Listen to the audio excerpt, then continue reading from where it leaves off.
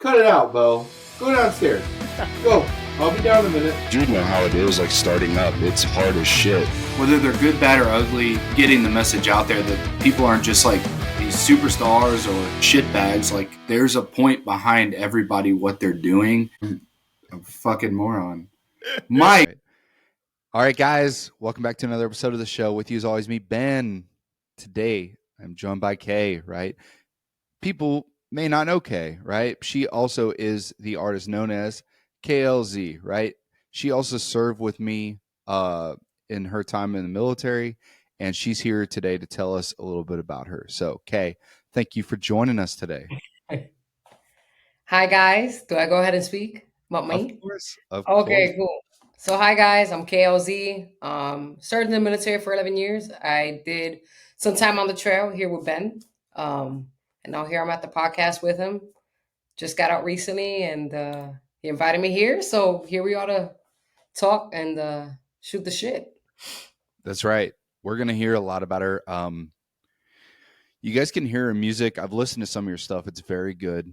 It gets you going, gets the people going. And and she not only is that, right? I've seen her work ethic, and it speaks for itself, right? It's very powerful without people say quiet professional a lot. That's like what I think of you as. You know, you never really had to speak out on yourself too much.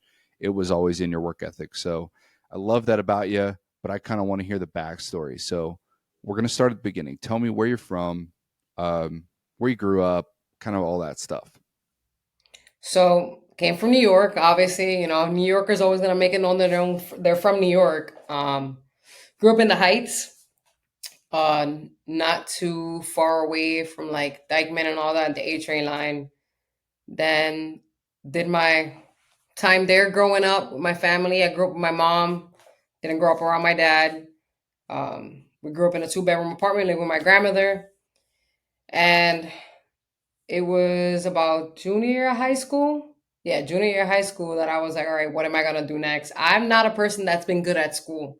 I never really was that. Like, I'm that type of person. If it's not something I'm studying that interests me, I don't know what I'm going to do next. Yes. And I remember seeing a Army commercial and thinking it was the most badass commercial in the whole wide world. And I was like, oh, I want to do that. Well, time came up. I went to a recruiter. They told me I get free schooling, which is true. They told me I'll get all these benefits, X, Y, and Z. And I joined the Army because I didn't know what was next. Like, I had fear. I didn't know what I wanted to do, to be honest. And I needed some kind of stability. And back when I was younger, I was making music. A lot of people don't know that about me. I was 13. I was making music while I was in high school. I would have my buddies come over. I had like a little like Toshiba laptop with programs that I bought. And, that's how I made it happen. And it was like a little mic and a pop filter with a sock on it. And that's how I started originally, making little songs and stuff like that. And then joined the military, and that was quick 2013. With two of those things. One, you said you grew up, your mom and your grandma in a 2-bedroom apartment. You know me, I'm from the boondocks, right? So like, I got all this free space and stuff. Was that confining to you, or was it a little stressful with that? Or I don't know. You know how like you don't know what you don't know, right? It's Sure. like, I feel like as human beings, right? As we expand and we grow throughout our life and we have different experiences, we then realize certain things, right? Yes. So back then when I was younger, I don't think it felt confining. I mean, yeah, you wanted your space and all that, but my mom did the best that she could. My family did the best that she could. And so it's me, my mom, and my grandma. My grandma, may she rest in peace. And then right next door, so like New York, it's just, you got the first floor, second floor, and it's all apartments, right? You can hear the other neighbor arguing with the other one. Like, it's just like the barracks. Yeah. Mom was there, and then I had my uncle, my cousin who I call my sister, my aunt there. So everybody, like, I grew up very family oriented, so where I had that entertainment. If I wanted to go next door, I went next door. If I was with my mom, and that was it. Yeah, that's a good community. At least you had that when you're growing up. That's awesome. And then the last thing, you're talking about making music that young. You found out a way with programs, and then you're doing the whole lives. I did it before. You put the sock on the mic so it muffles it a little bit. Yeah. Do you think that shows a sign of drive at a young age, I suppose, with like trying to get after what you truly dream of? Do you think that like got stapled in you with music, or do you think that stapled in you drive to work at what you're working at? I don't know if it necessarily created some kind of drive. Like, I guess I always had that curiosity. I've always been that person that, like, when I want something, I try to make it happen. Like, I get really creative, right? And Yeah. again, I didn't grow up too wealthy, so we would get creative with the things we were going to do. Like, one thing about my family is if people were coming over, we're going to make them fit. Like, everybody's going to fit, and I think that's where I got it from. It's, I guess you can call it drive like that, make it happen type of thing, how I was raised, because no matter what, we figured it out. Um, I think you told me like how you grew up and stuff like that. It's kind of similar, just not the same as like New Same York, with me. two Yeah. different dynamics. Mm-hmm. But yeah, we definitely like had, I guess, that drive growing up. My family definitely has that.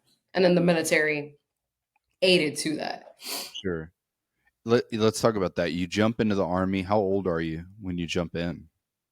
I was 18. I was 18. I remember it was April of 2013.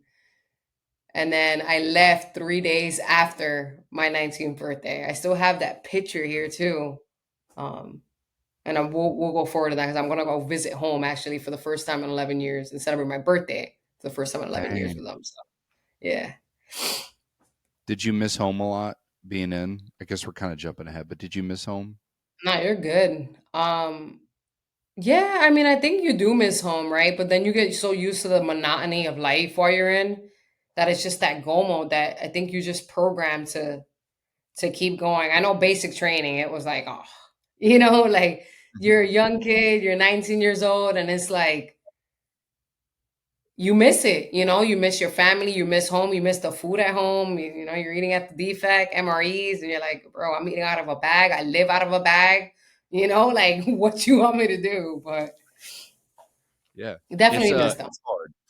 It's hard because Yes. you had a support system and that's ripped away from you, whether you wanted to or not. It's voluntary typically, but that's people don't realize it until it's gone. So I get that. Where you join, you're 18 and it's active duty. So where do you go first? Where's the first step off from there? First step was Germany. I was blessed with all the duty stations I had. Yeah, that's a good one. Was it Yeah. which one was it? It says make sure you have a stable connection on here. I gotta make sure we're good. Oh, I sure hope so. Think I'm good. Okay. I'm good. Okay. Yep, So I'm what good. were you asking me again? I'm sorry. Squirrel brain over here. You're good.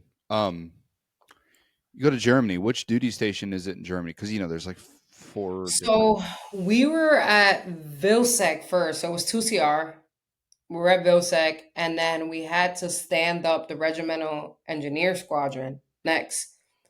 So then we all grabbed our stuff. So I was in the RSS, the support squadron, which is usually like kind of where 42 sometimes falling, not all the time, but I don't know, something about me. I always felt in like the support battalions or the support squadrons and whatnot. And then we ended up moving to the engineer squadron, and that was like a whole different dynamic. I would say like I'm so glad my career started that way because there was a lot of things like being by line units and being by combat MOSs that I learned that I don't think I would have learned, had I been somewhere else, So I think my career path, like the universe, like manifested how it needed to go. Yeah. It always helps. Me, I'm chem, so my first 3 years were in a actual chem line unit. So we got after it pretty hard with training and stuff.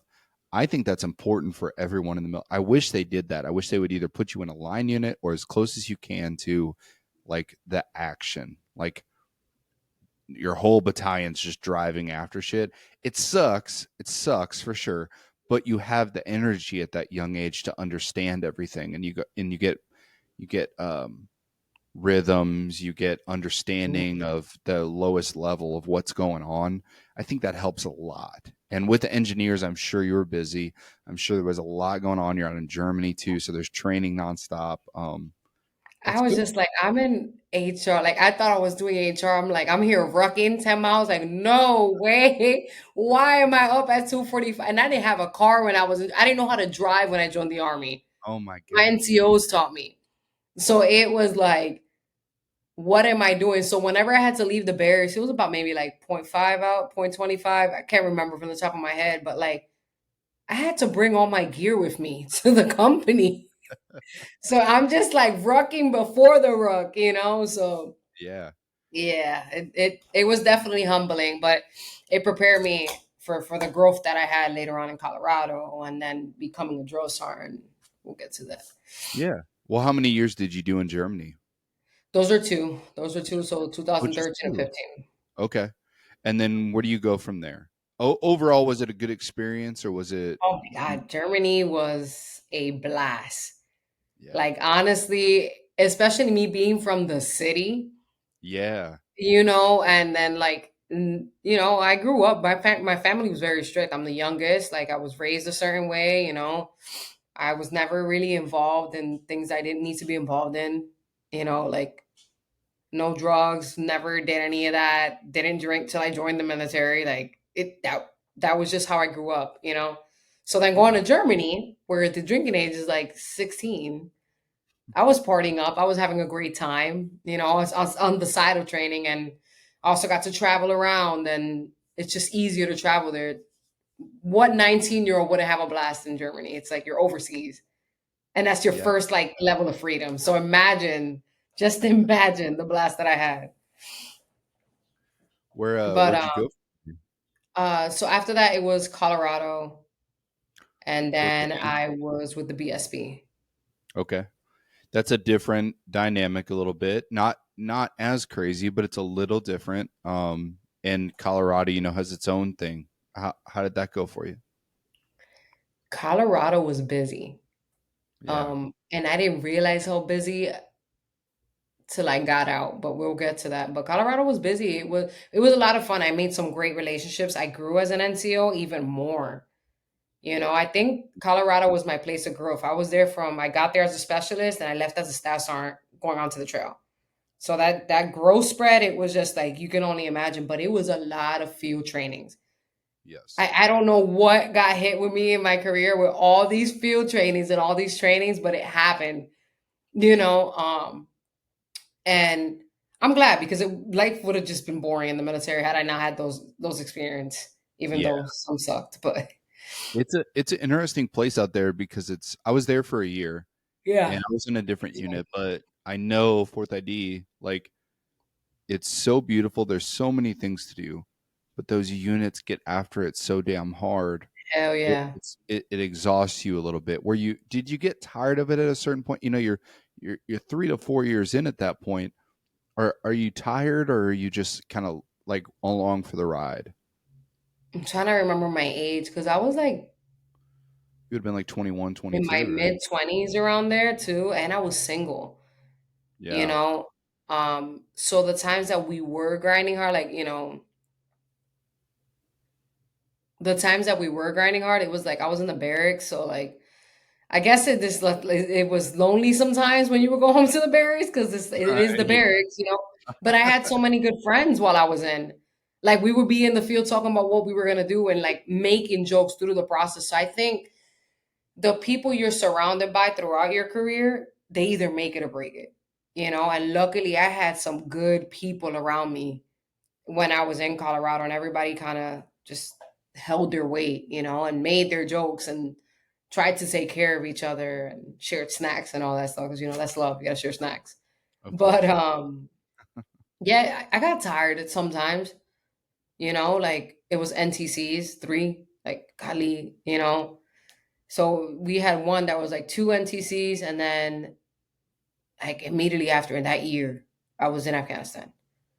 And that was just like back to back to back to back to back. It was like I remember we were in Afghanistan, and I remember the person I work with. I won't shout out her name.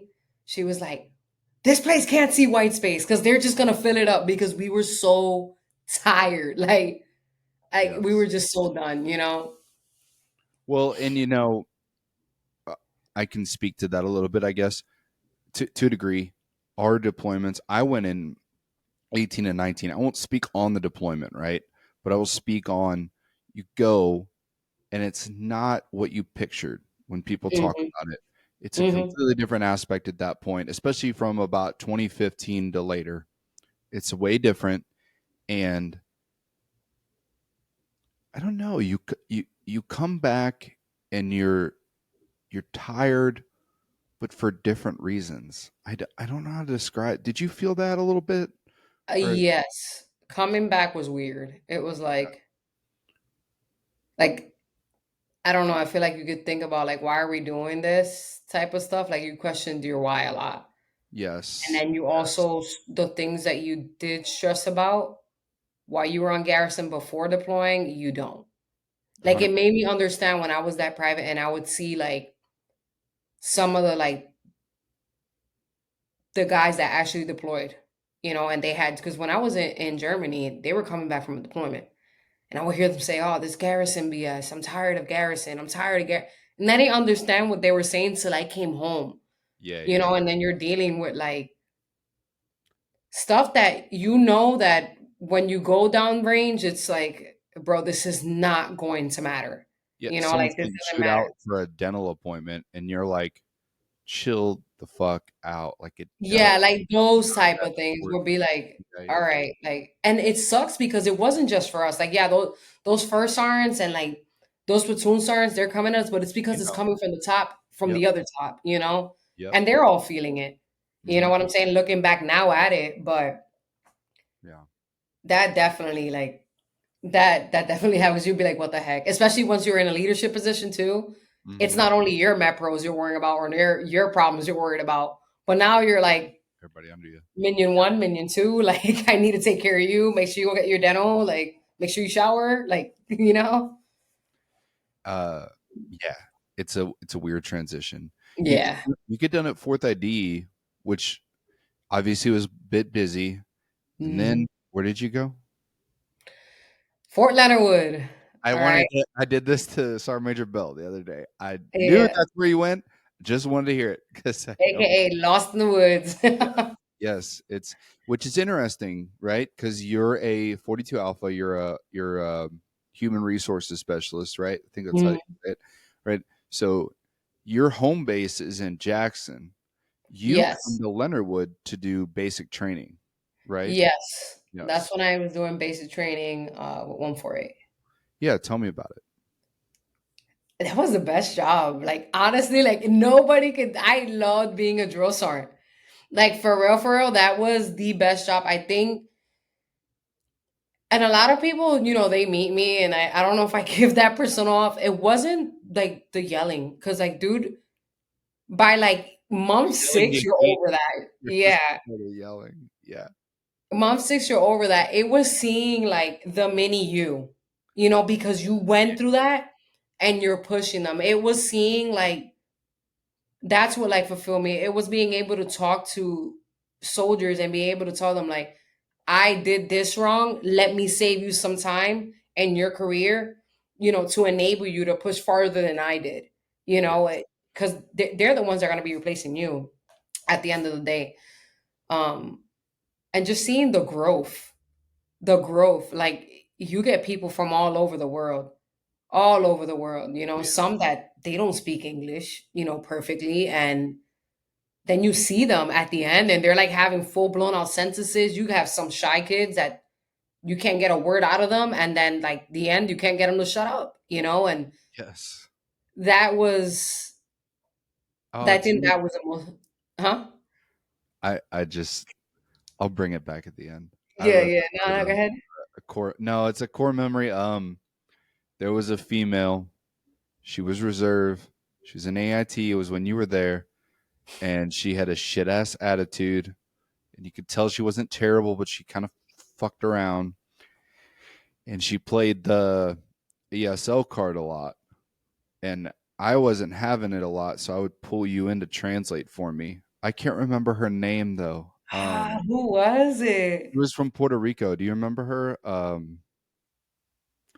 I can't remember her name. I can't remember either. I can't Yeah. remember. But if Anyway, she's watching this, you yes, know who you are. yes.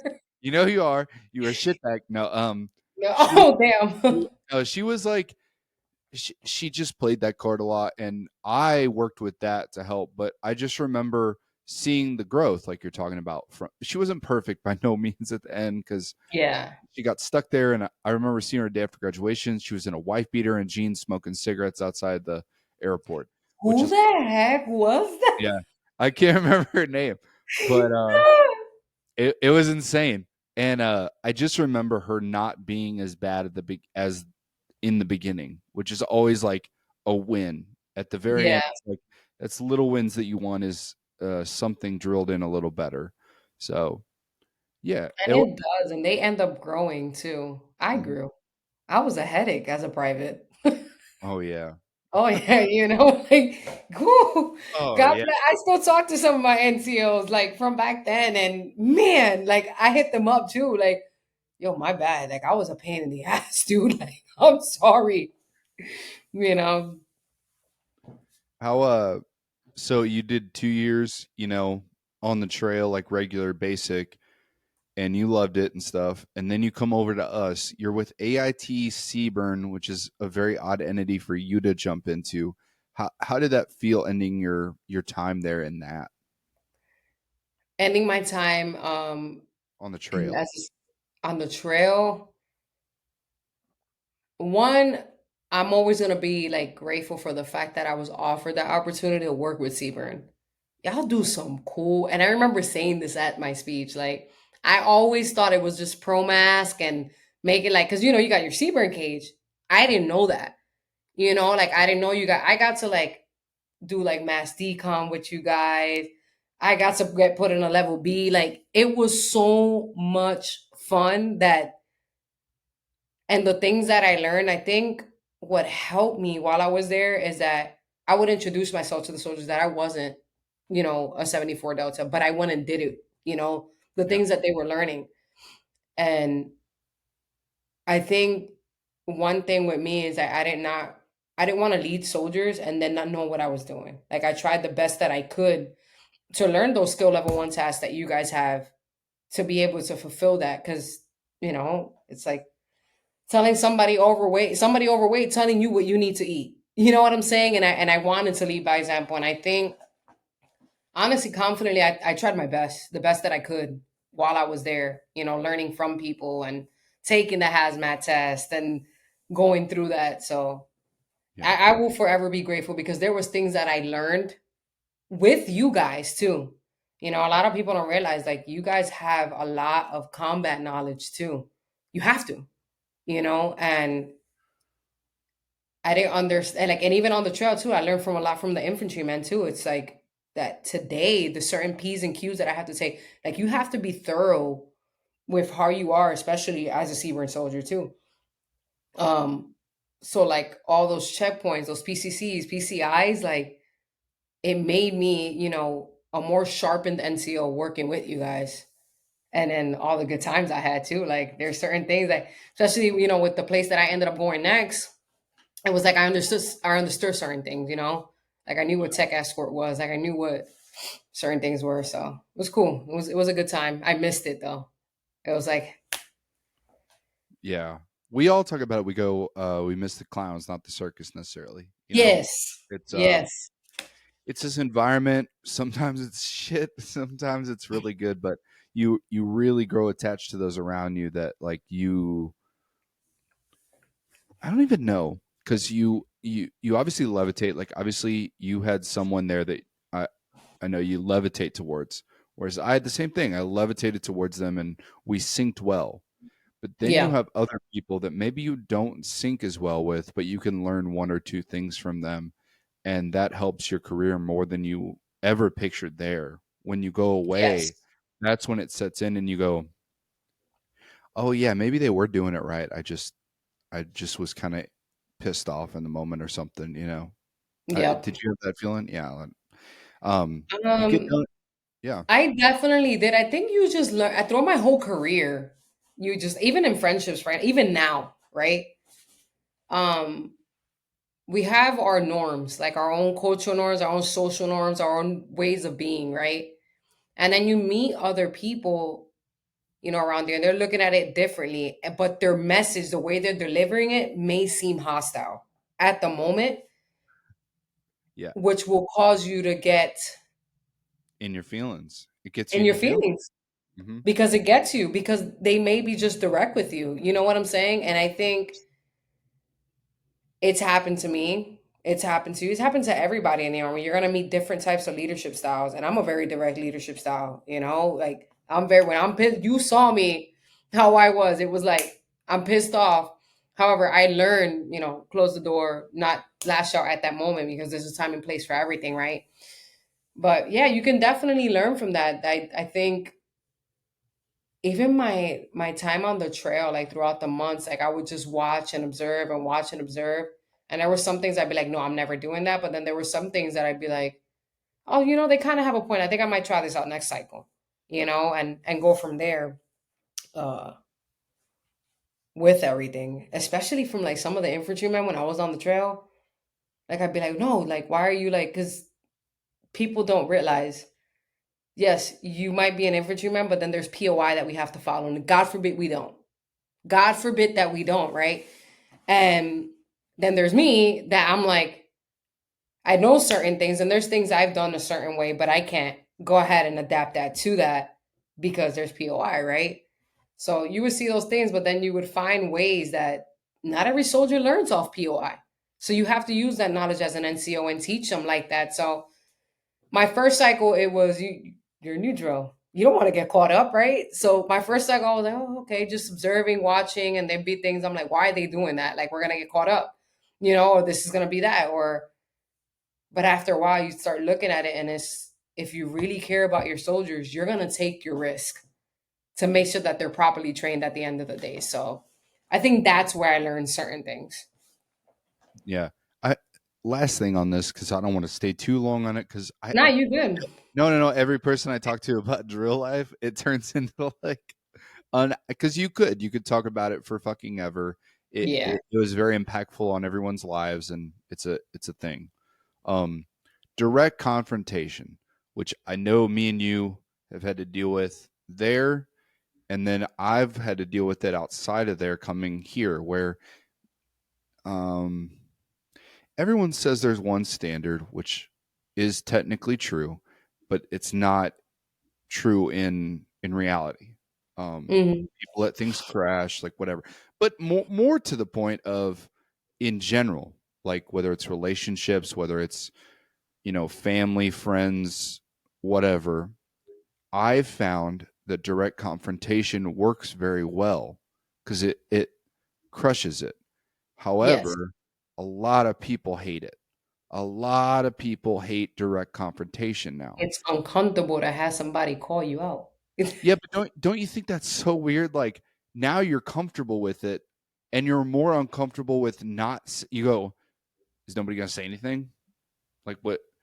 I'm gonna say it, and then you go, and then you kind of get the side eye a little bit of being so blunt about it.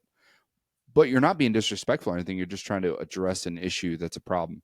Do you Hmm. still deal with that a little bit, or have you dealt with that? Or Um, Definitely after the trail, I did a lot, you know.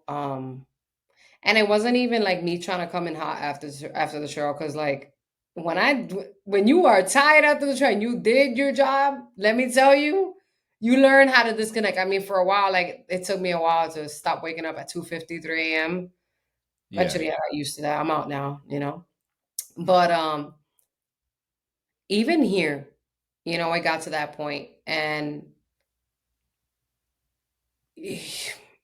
sometimes being too bold will make people uncomfortable. You're not doing it the right way, or you're not doing this. And I think you're not going to be everybody's cup of tea. And there's a difference between likership and there's a difference between leadership.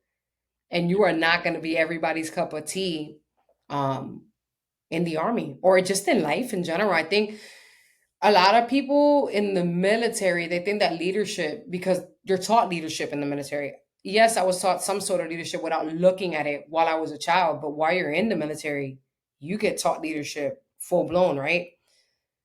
People don't realize that once you get out, these are traits that you should have. Um, and you recognize them, and you're just like, man, I would have done this way, or I would have done that way. But not everybody's the same with their leadership styles and their confrontation. I know people who are just quiet and they don't do well with confrontation because it's an uncomfortable situation. It is. It's very uncomfortable. Having somebody call you out. Nobody wants to be told they're fucked up. Bottom of the line up front. Nobody likes to be told they're fucked up because it's an ego hurt, especially when you have rank on your chest. It's like something about that rank on your chest makes you, feel like I'm experienced. I'm this, I'm that. Everybody has felt this, especially when you made sergeant. Can nobody in this world tell me that once they pin stripes, they didn't feel some type of like pride in themselves? And when your pride gets taken down by the fact that you're told, hey, you're fucked up and you're wearing this rank, why do you think at schools they'd be like, hey, Sergeant? And they would just keep on and keep on and keep on. It's because it hurts your pride, and What would I you think say it's to the something, opposite of huh? that? Sorry, I would say to the opposite of that, to please devil's advocate, Yeah. there is something to um people say networking. I wouldn't say necessarily networking, but having personability or being personable to where you can talk to people. I think there's a balance there of being Yes. confrontational, but also not being an asshole every time you speak to someone. Oh yeah. A Yeah. hundred. Like honestly, I feel like somebody that's an asshole to everybody they speak to, it's a complex issue you have internally with yourself. You are not at peace at yourself. Because if you and you lack interpersonal skills. You do. Yeah. And that's something that not everybody in the army is taught. You can't teach interpersonal skills too much, you know? So when people are like that, there's something internally with themselves. There's some aspect of their life, whether it's at home, with their job, their career, or past trauma, that's allowing them to get to that point. You get what I'm saying? And Oh, yeah. some aspect of their life is messed up and they don't know how to approach that. So the only way is to feel like they're in power by coming off with their energy that they're coming off at you. And once I learned that, it gave me peace. You get what I'm saying? Like it taught me to not take it personal. Don't get it twisted. I'll put you in your place. I'll let you know, but I wouldn't let it dwell on me too much. Like, oh, this person's doing this or this person's doing that. No, you're not happy with yourself. And Yeah. soon enough, you can keep on yelling, but like you're just talking to a wall. You're gonna get tired, you know? It's a delicate balance, but it needs done. What Yes. you get done there, where do you head to next after the trail? I ended up coming to Eglin Air Force Base actually. Nice. Which is, Yes. those that don't know, that's a dream base for a lot of people because it's down in Yeah, Florida. yeah. It's a nice scenery and stuff. Um, how was that interaction going down there? Because that's a big jump, obviously, like we talked about, from trade-out lifestyle as a drill to back to your regular role that you haven't done in 3 years. So it was different because that is a TRADOC unit and there is drill sergeants there. Oh yeah. Yeah, so it was different. Their lifestyle was different. There was actually some very hardworking drill sergeants in that unit that I think would have excelled well in a basic training environment rather than being there. You get what I'm saying? Hmm. They themselves were probably frustrated with it sometimes because when you're that NCO that's hungry, you don't want to be somewhere where you feel like, you're not serving too much. You know what I'm saying? Well, that's They a did their long school thing. too, right? The classes are like a year long, and they're getting them at like the 3 month mark, I think, or Yeah, something. and by that time they're already in for so long. Like, Right. it's a difficult situation to be in, and I think the culture too, it's different. So to go from their culture to then like EOD, they do a lot. Like respect to Mm. them, Oh yeah. It's the same thing like Seaburn. Seaburn does a lot, and I think the culture, right, the environment, you know, going from being an EOD tech is kind of like leaving Afghanistan and coming back to Garrison. It's like, and then you come to TRADOC and you're getting used to POI, and this is the way. It can be frustrating and it can be consuming. It can be new. It can be uncomfortable, and But I think that my knowledge, like as a drill sergeant, kind of helped, but then it didn't because it was so different that I'd be like, why, Yeah. Um, but it was cool. It was cool. IPSE came in. Oh Fuck yeah. Oh, IPSE, dude. Yeah, that wasn't that fun. it's like your And it entire is what job it just is. got turned on Huh? its head. Your entire job just got turned on its head. I just had to try to adapt. Like I was like every single day, dude. Like it was something else. But I realized my time had came up. Yeah, Bottom of the line up front. That's just what it was. My time was done. And I was ready to move on to another chapter, if that makes sense. absolutely. We've talked Yeah. about this before. I'm going through a similar experience right now, and when you're done, you're done. Like, Yeah. and I get a little frustrated with everyone that tells you to stay in, and they have their own set of issues, and you're like, well, you cannot be preaching this when life isn't so perfect here, and I have a plan. If you don't have a plan, that's different. Like, I get that with young privates that are very confused with life, and they just don't like being bossed around. Right. Sure, that's how you feel, whatever. But mid-careerists that are like, I am tired of this. I want something different from my life. I'm going to go do this. And then there's a little pushback that always frustrates me a little bit. Did you experience that, or was it a smooth transition? Yes and no. Like I had some people ask me, like, what are you gonna do next? Or what are you gonna this? And not everybody knows what they're gonna do next because you're you're nervous. Like people forget. I remember one time I learned to be gentle with myself when I was going through my transition process was when one of the guys at MPD told me, "You've never gotten out the army before. Chill." And I was just like, okay, that makes sense because it is a scary transition. I had some people tell me, oh, like, are you sure? Because I had made song first class and, Right. maybe you can PCS here, maybe you can do this. And think mentally and just physically too. I was just, I was done. I was done. Yeah, it was done. Yeah. Yeah. Um, what, man, that brings up a lot of emotion. You get out. Where do you go from there? This is like 6 to 8 months ago or so. You finally got Yeah. out or so. Yep. So what's I'm still here. I'm still here right now. Mhm. Living near Destin. I don't want to say my exact location because it's going on the internet. People are weird. Yes. Uh, but yeah, I'm still here. I'm still here. Like I had a house here, so it was one of those things where just waiting for the market and the economy to get fixed up, and so I can go go on about my day. But Yeah. hopefully the video doesn't get banned for me saying some stuff like that. But yeah, so I'm just going on about my day and focusing on school and my music now. Yeah, Uh, tell me about your music a little bit. You kind of you did it before. I knew that yes. you were well while we were drills. I knew your music was coming out, but then now you're really diving into like the whole thing. Tell me about that. It feels different. Like it's so weird because remember I stopped when I was like 18, you Yeah. know? So music industry is a whole different thing now. It's like you and I were talking about how social media before we started this call. It's a lot because you're making content. I get to do that now though. Like I see it as a good thing. It's like remember I used to walk around my camera when I was on the trail too. Like I did a lot of that. So a lot of that translated into what I do now for my music. Um and it's nice. It's like my creativity is expanding a lot more. I'm pushing up my content because you have to as an artist. If pushing out a song in today's day and age, I mean, even people signed to the biggest major record labels. Morgan Wallen is out here putting out previews of his song. You have to.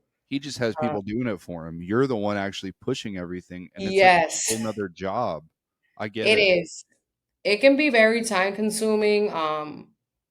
But what I'm finding is working for me now is like setting a day aside for it. Just one day, every 2 weeks or every week, and then setting another day for editing that content. That's my sole purpose. That what I'm doing. I think what's helped me with the military is schedule and structure. It's Yes. like at this time I'm doing this, at this time I'm doing this, on this day I'm releasing this, and literally just having a plan for everything, a calendar. Um, at first getting out, it's weird because you're trying to connect to people. I'm still going through that. I'm connecting with people that understand like your drive and I guess like where your mind works, because I'm talking to you and this is so refreshing because it's familiar. It's like it's nice. It's nice being able to have that conversation with somebody that gets it, that understands where my mind is headed, my mindset, where it's coming from and the deeper meaning behind it, right? But not everybody understands that. And especially even in school sometimes it's like you're with younger people You're a than younger you. crowd. Yeah. Yeah, it's different. So um Well, and but me yeah, I'm and you are just almost to that age where you go, they don't get it. They don't yeah. get it. And you don't want to be that grumpy older person. You want to have understanding, but at certain points you're like, You just don't talk about it. You hold it yes, in. yes. You don't talk about it. You just like, and we're not talking about anything deployment related or anything. It's No, no, no, no, just, no, nothing yeah, like that. It's a different feeling that I can't. Like you explained. said, we have a mutual understanding of that mystical feeling that I can't describe, but you know it. Yes. So definitely that. But I think another thing is too, is when you get out, you're like, oh, I can do that now, you know? And we're not talking about weed and all this other crazy stuff that people do, but like you can build your life again. Mhm. You can build the life that you wanted before the military. I think a lot of people have something deep within them that some people actually joined and all they wanted to do was the army, or the Marine Corps, the Air Force, whatever branch they wanted to pursue in, right? But somebody always like had something that they really enjoyed: sports, Of course. lawn care, pets, veterinarian, something with your inner child, right?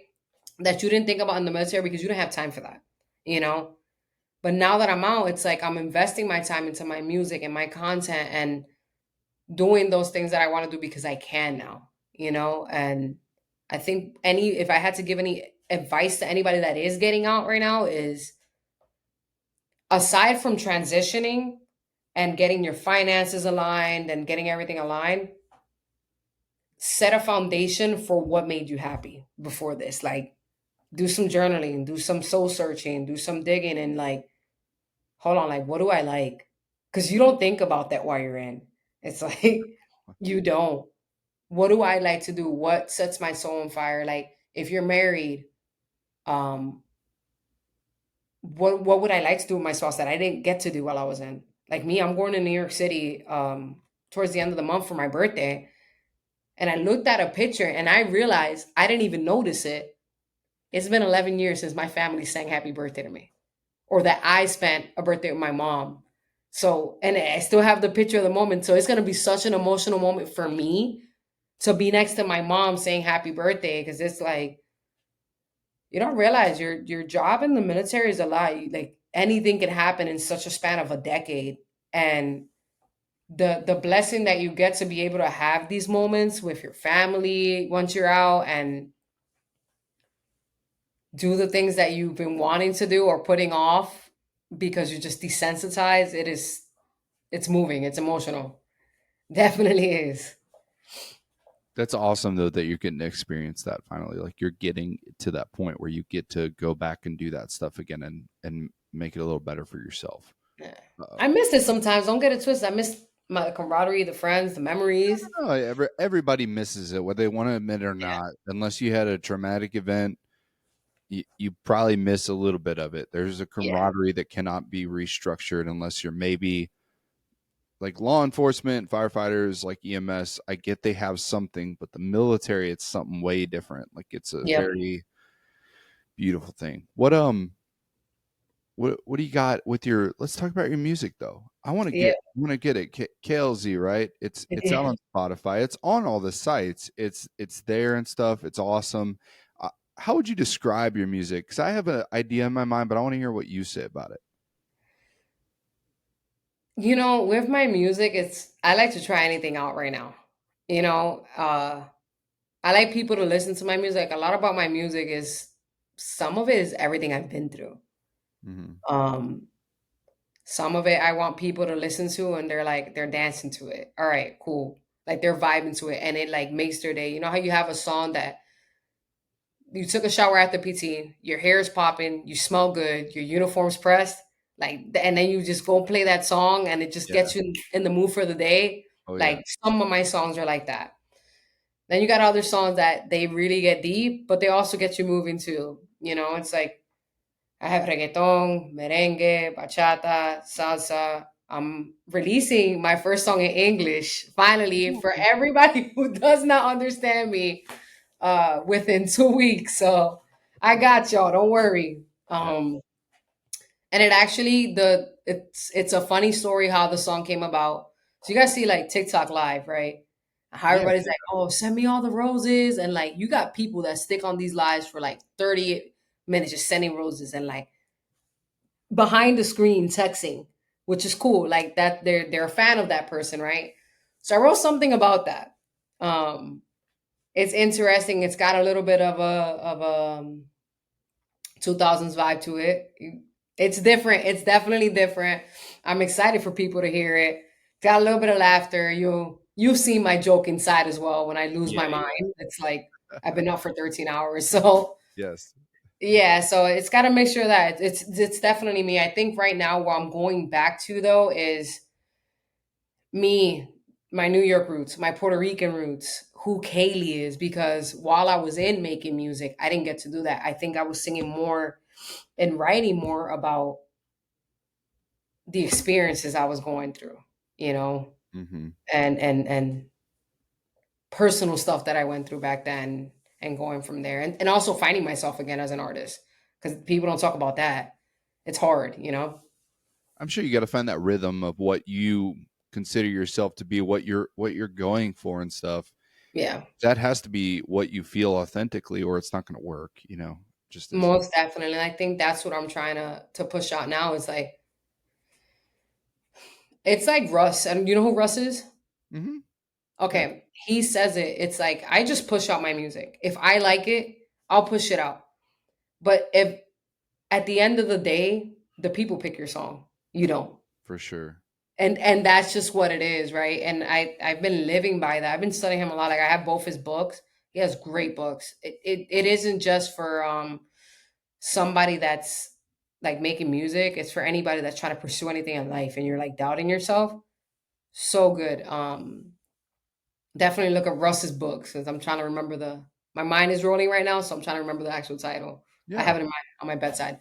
But yeah, I think that's where mine's like if I like it, I put it out. I stop overthinking now.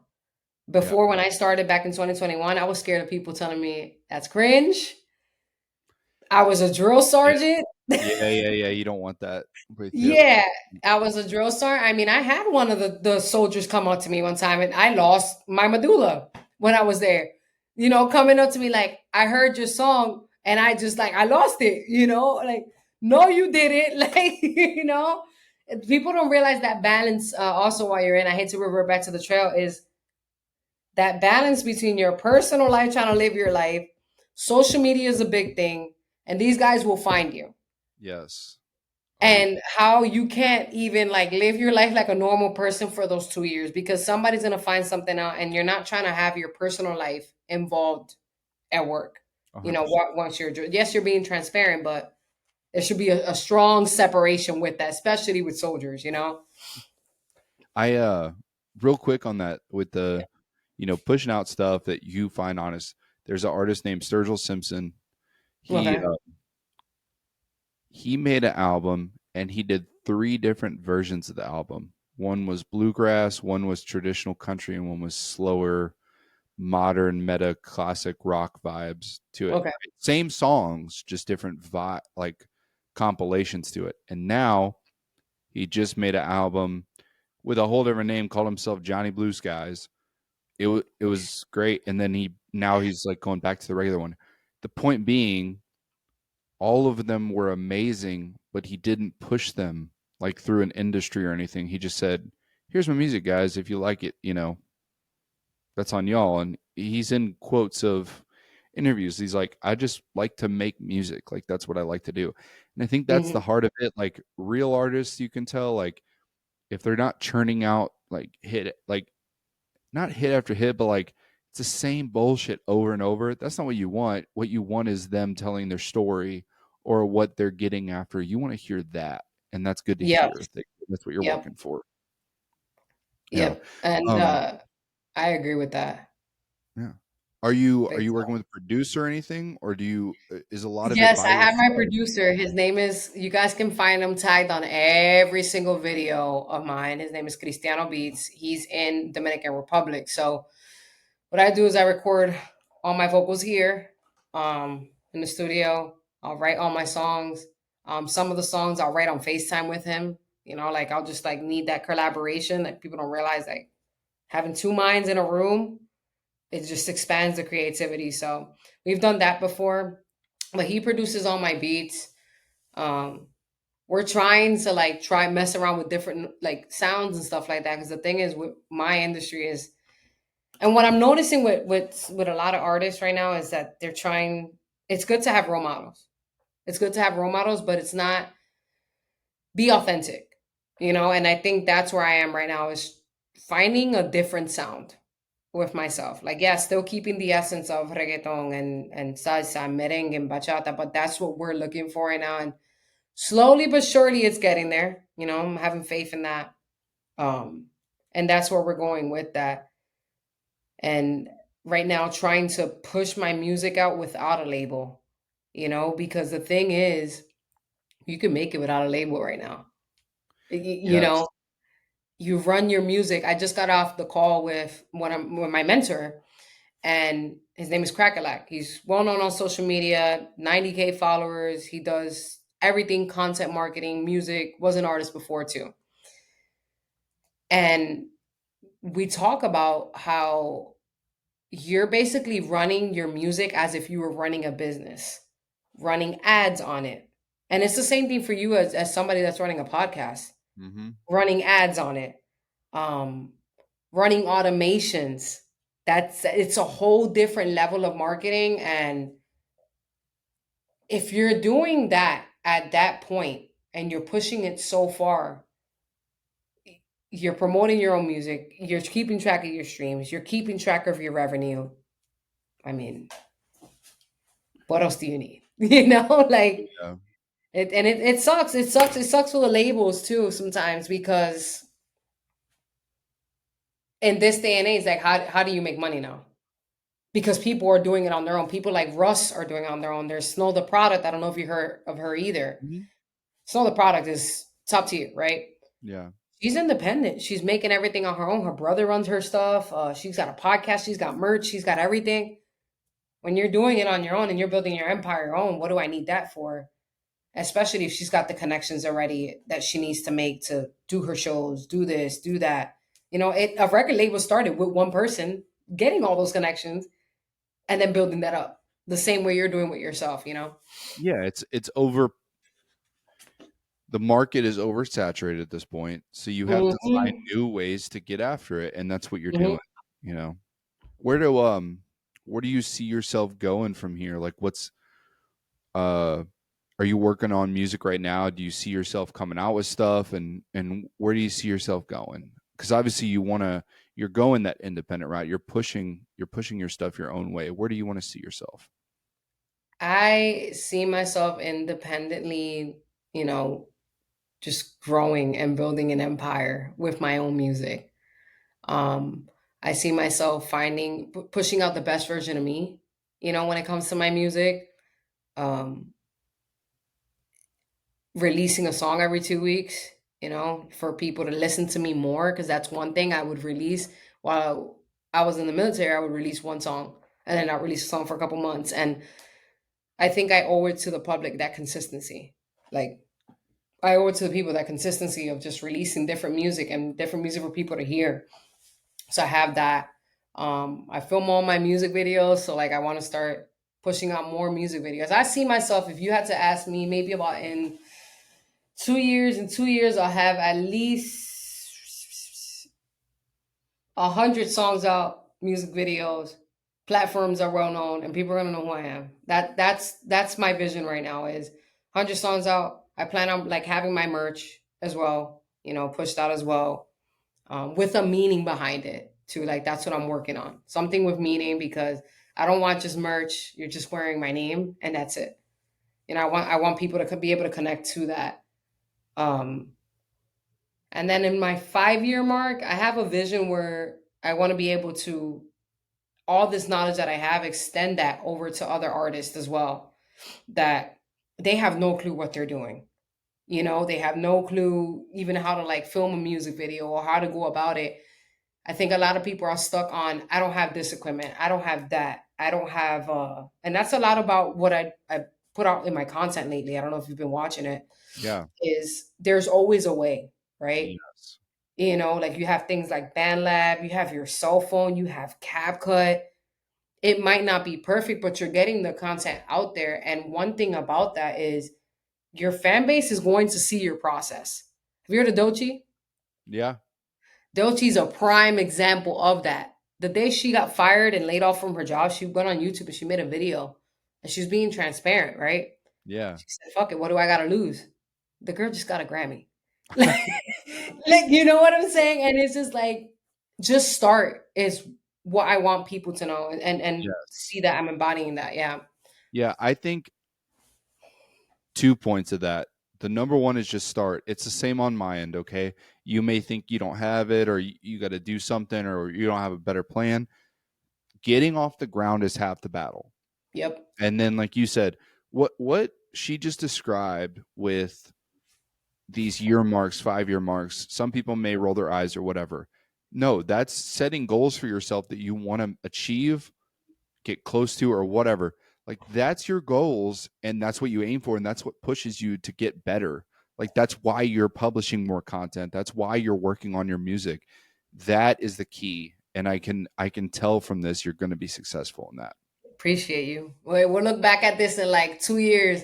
You'll be like, yo, I gave her a podcast. I gave her an opportunity on the podcast with me, and I did it first. Like I'm the real one. The opportunity was all freaking mine.